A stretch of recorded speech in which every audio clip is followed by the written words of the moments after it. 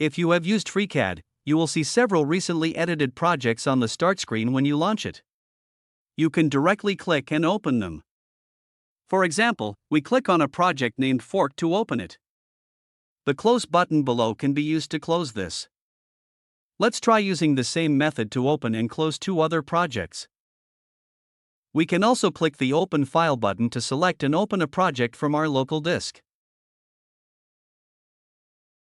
Let's try using the same method to open and close two other projects.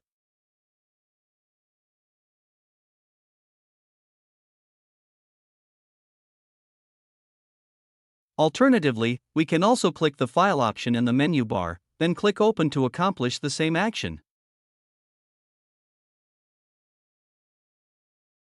Alternatively, you can open the last few edited projects from the File menu. Thanks for watching.